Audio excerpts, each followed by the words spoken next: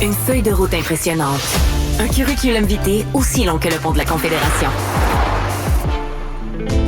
Culture, tendance et société. Steve Fortin. Steve Fortin, chroniqueur, salut. Salut, comment ça va? Ben bien, j'avais hâte de te parler parce que ça brasse, tu sais où je m'en vais, ça brasse pas mal du côté de la partielle qui va être déclenchée imminemment dans la circonscription de Jean Talon. Écoute, là, ça sera pas plate, cette partielle-là. Non, ça sera pas plate. Puis, écoute, c'est pas inhabituel que le dévoilement du nom d'un candidat ou d'une candidate suscite les passions à cause de son passé ou par ses fréquentations passées. Là, ça reste à voir. On parle ici de Pascal Paradis, selon Paul Saint-Pierre Plamondon, qui est sorti de son congé de paternité une journée plus tôt pour remettre les pendules à l'heure. Il dit c'est la CAQ qui aurait approché Pascal Paradis. Ce dernier a tout à fait jouer carte blanche avec le Parti québécois. Et apparemment, il aurait dit ça. Il aurait dit que il avait déjà négocié dans le passé avec la CAQ. Moi, je le croirais. Là, c'est quand même un des avocats les plus respectés au Canada. J'ai pas de misère à croire ça. Maintenant, des gens qui font tu sais, si on veut là, qui vont se magasiner ou qui sont intéressés par plus d'un parti, c'est pas quelque chose ça arrive dans tous les partis. Premièrement, on se souviendra par exemple, moi je me souviens de quand l'ancien journaliste chroniqueur Vincent Marissal avait annoncé qu'il s'en allait chez Québec solidaire. Ça n'a pas été long qu'on a appris qu'il y avait vraiment tenté très, très fort de se présenter avec le Parti libéral du Canada. C'est la même chose avec Ginette Bourdon, Gertrude Bourdon. Ça avait fait ça. Tu sais, j'ai ressorti, là, pour les gens qui me suivent sur X, Twitter, là, j'en ai ressorti toute une pléthore de cas comme ça, tous les partis. Moi, ça me chicote pas trop, en fait. Et ce qui est important, c'est qu'au moment où la personne se présente avec le parti, que tout soit clair et que cette personne-là adhère aux valeurs du parti. Dans le cas du Parti québécois, ben, l'article numéro 1, c'est indiscutable. Et j'imagine qu'on va poser la question à M. Paradis par rapport à son engagement souverainiste. Mais tu sais, que qu'un souverainiste soit courtisé par la CAQ, je veux dire, c'est une coalition après tout, puis des souverainistes, il y en a à la CAQ. Chaque sondage le montre, dans une proportion d'à peu près 40%. Mais tu trouves pas qu'il y a quelque chose, c'est pour l'électeur là, l'électeur de Jean Talon ou le citoyen de l'ensemble du Québec, là, il y a quelque chose de particulièrement perturbant à avoir deux versions qui sont complètement irréconciliables, dont une vient clairement du parti du gouvernement là, à l'heure actuelle, puis l'autre vient d'un parti. Je veux dire, ça vient quand même de deux partis politiques. Il y a quelque chose de vraiment malsain, là. Ben, manifestement, on n'a pas aimé, ou en tout cas, le choix du candidat à la CAQ, peut-être que ça a surpris, peut-être que les gens ont dit, ben, wow, minute, là, tu sais, il nous avait demandé un poste de ministre, lui là. Ça non plus, c'est pas inhabituel. Tu sais, moi, je pense pas que M. Drainville, là, Bernard Drainville aurait laissé son poste où il était très bien chez Cogeco. Il y avait une tribune, tout ça, qui aurait laissé ça pour être député d'arrière-ban, là. Tu sais, il y a des gens, parce qu'il faut comprendre comment ça fonctionne, puis tu le sais tout aussi bien que moi, mais je veux dire, tu sais, tu regardes les 125 comtés, tous les partis, il y a des comtés où on n'a aucune chance. Tu vas avoir des militants dans le comté qui vont essayer dans ton parti qui vont dire, pour le Parti québécois, dans Westmount, on va prendre un militant, souvent un jeune, il va mettre son visage sur la pancarte, puis ça va être, on a un candidat dans ce comté-là. Mais à l'opposé, on a aussi des comtés qui sont très intéressants.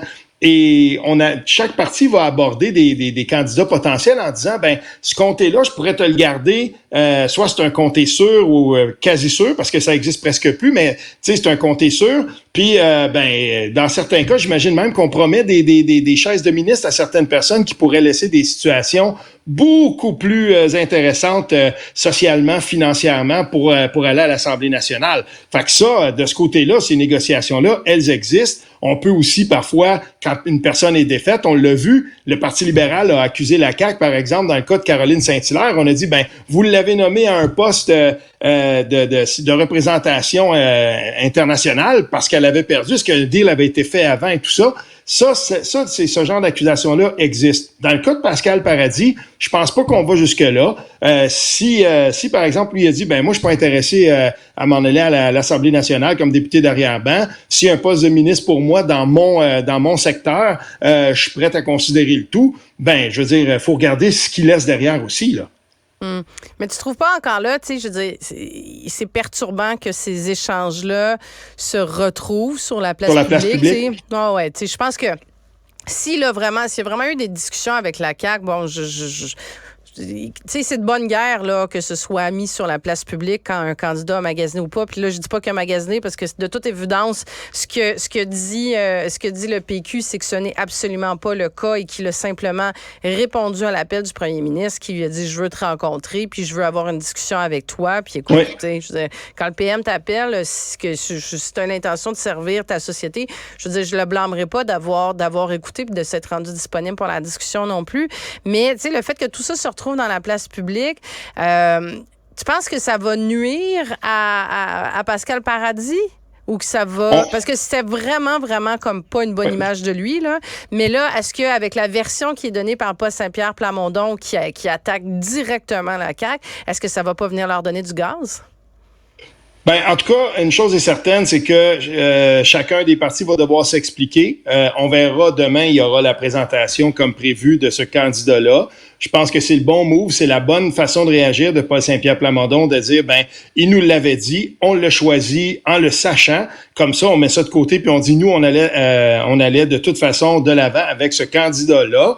Maintenant, pour ce qui est du fait de couler des conversations privées et tout ça, moi, j'ai toujours eu de la difficulté avec ça. Et dans le métier qu'on pratique, en tout cas, s'il fallait qu'on se mette à couler de l'information qu'on reçoit ou des discussions qu'on a et tout ça, tu ferais pas long feu. Tu sais, ça arriverait pas. Et moi, de ce côté-là, des discussions avec des politiciens, avec toutes sortes de gens, on en a des tonnes. Et ça me viendrait pas à l'idée de couler ça par... puis je pense pas que c'est la bonne façon de procéder, de dire, voici, ça, c'est les courriels qui le prouvent et tout ça. J'ai l'impression qu'il y a des gens à la CAQ qui vont peut-être se mordre les doigts d'avoir fonctionné puis d'avoir décidé d'agir de cette façon-là. Manifestement, on a un peu, on se rend compte que le Parti québécois est fort dans ce comté-là, puis on veut garder le comté. Fait que, mais est-ce que c'est de bonne guerre? Moi, je suis pas certain de ça. Puis la confidentialité dans les discussions qu'on a, par un cas comme celui-là, probablement que M. Paradis aurait préféré que ça reste entre lui, mais on aurait pu dire quand même, je sais pas, moi, il nous a déjà approchés. Est-ce qu'on était obligé de couler des courriels? Là, en tout cas, moi, je suis pas certain de ça. Ah non, je disais pas que c'était de bonne guerre. Moi, je trouve ça inacceptable là, que ça se retrouve, ces informations-là, puis ces courriels, puis des échanges, puis des textos, puis des courriels. En tout cas, ceux qui ont l'intention de tu sais, qui se diraient, tiens, je pourrais être intéressé par un parti politique ou je pourrais être intéressé par la CAQ. Hey, Colin, j'imagine que ce ne sera pas par texto puis par courriel. Tu sais, Marie, je veux finir là-dessus. Par contre, je veux le mentionner, ça. Est-ce que ça attaque la valeur du CV puis la valeur du candidat? Moi, je ne pense pas. Je veux dire, déjà en 2023, l'Université Laval en faisait lui décernait comme un prix. Là, je me souviens plus exactement le titre, là, mais tu sais, je veux dire, il est respecté dans son domaine, tout ça. Je pense le CV de ce candidat-là demeure intact, puis qu'il a été pressenti par un parti politique, je veux dire, des discussions, il y en a des tonnes. Puis est-ce que Vincent Marissal, ça fait un moins bon député de Québec solidaire parce qu'il était allé frapper à la porte lui-même du Parti libéral du Canada? Au bout du compte, je veux dire, je pense que Vincent Marissal, il fait son travail honnêtement chez Québec solidaire. Puis il y a des gens qui ont dit, est-ce que c'est vraiment un indépendantiste ou pas? Il est allé au Parti libéral du Canada. C'est drôle, hein? Mais cette question-là, maintenant, je veux dire, t'es au Parti québécois, on s'attend à ce que tu sois indépendantiste. Mais dans d'autres partis, on vit très bien avec le fait que peut-être la moitié des gens soient d'un côté ou de l'autre. Sur un autre sujet, Steve, là, ça fait deux nouvelles qui sortent dans les derniers jours que des étudiants sont plus vite, plus rapides que la RTM. Puis là, tu sais, je veux dire, il y en a un qui a développé une façon de recharger sa carte puce dont je rêve, là, de pouvoir la recharger directement sur ton ordinateur, surtout le premier du mois, puis surtout quand c'est ton ado, puis là, qu'elle a oublié de le faire la veille, puis là, en tout cas, il y a les fils. Mais là, il y a un étudiant qui, finalement, encore une fois, qui a été plus rapide que la machine de la RTM, qui, lui, a trouvé une façon de faire la signalisation. Il a fait ça en 7 heures de travail, 50$ pendant que tu as la RTM. Ce qu'elle a fait jusqu'à maintenant, c'est qu'elle a mis un comité sur pied pour y réfléchir. Hey, je lisais ça dans la presse ce matin, là, puis j'étais découragé, mais elle sert à quoi, la fonction publique au Québec? Je veux dire, on parle de faire des agences en santé avec des Top Gun, même chose, je veux dire, au niveau du transport. Des fois, je me dis, mais qu'est-ce qui arrive, là? Puis, tu sais, t'as l'histoire, ça se déroule en 2 temps. T'as l'histoire d'Achille Friesen, là, en graphisme à Concordia. Super belle histoire. Écoute, lui, il est tout perdu, puis il se dit, il regarde autour de lui, puis il se dit, les gens sont aussi perdus que moi. Je vais faire des collants. Écoute, il a même mesuré la signalétique que la RTM utilise habituellement.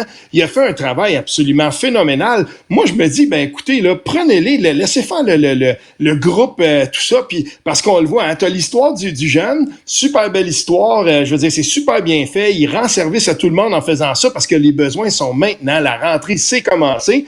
Laissez faire votre comité, là, engagez-le tout de suite à temps partiel parce que c'est un étudiant, puis sauvez tous les déplacements ou les zooms que vous allez faire, puis les heures de travail que ça va coûter pour rassembler tous ces gens-là, parce que plus loin dans l'article, là, on entend les porte-paroles, puis oui, mais il va y avoir des personnes, il y a des propriétaires d'immeubles, puis c'est un paquet de monde, puis tu dis, cette machine-là est tellement lourde, c'est comme si tu prenais un vélo, là, puis tu le sortais là, de 4 hivers à Montréal, puis tu le mets devant toi, puis tu regardes la chaîne, elle est tellement rouillée là, que tu vas avoir de la misère à pédaler un tour avec ça. Puis pendant ce temps-là, t'as ce petit jeune-là qui arrive, puis lui, il pédale très, très bien. Il n'y a aucune contrainte, la chaîne est bien huilée, puis il va tout seul. Moi, j'en reviens pas que cette machine-là ne réagisse pas plus vite que ça. Puis en passant à la signalétique, là, dans un projet comme celui-là, mais dans bien d'autres projets aussi, mais ça devrait être au devant des préoccupations qu'on a, parce que quand tu arrives dans un autre pays, quand tu vas aux États-Unis, quand tu vas partout,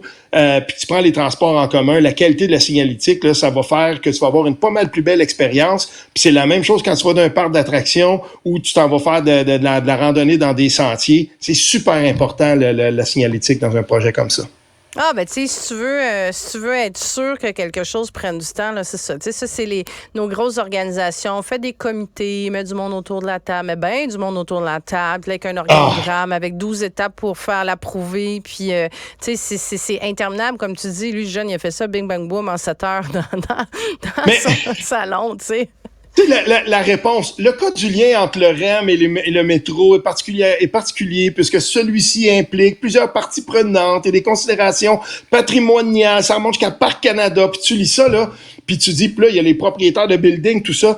Quand tu arrives au bout de l'explication, tu dis, mais si on laisse ces gens-là faire la signalétique, là, à la prochaine rentrée, on est aussi perdu qu'au début, là. Au moins, j'espère qu'ils vont laisser la signalétique qui a été mise là par ce jeune-là, puis peut-être lui demander, écoute, ça te tenterait pas d'en faire quelques-uns là, en attendant dans tes temps libres, en attendant que ces gens-là, là, tu sais, je veux dire, finissent par arriver à de l'action concrète puis qu'on pose des panneaux. Au moins, demandez-lui de faire les campus universitaires puis les collèges, puis tu sais, qui puissent faire le travail en attendant, puis qu'on pensait là, maudit, qu'il en aide la signalétique au plus vite.